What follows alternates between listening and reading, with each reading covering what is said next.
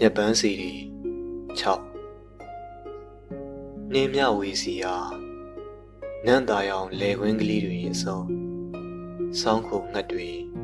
တချင်းဆူနေပုံယောဂီတစ်ပတ်ကလေးခြုံထားသလိုတောင်ချီဟာမှောင်ဝေလာခဲ့တယ်လာရောင်အဖျားမှာလှစ်ခနဲ့လက်လာတဲ့မြည်ရည်ပြင်ကိုခင်အပြုံးတွေခိုးပြီးလင်းလိုက်သလားမေးမိရှိပြီးသားတွေတောင်ရှာမတွေ့ဘူးမရှိတော့တဲ့စုံစည်းခြင်းကို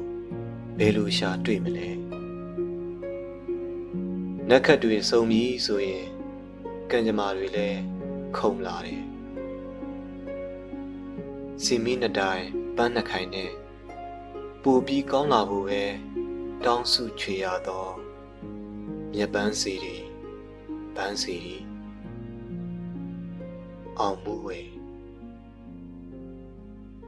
ဆရာအောင်မှုဝေရဲ့ကြပြဖြစ်ပါတယ်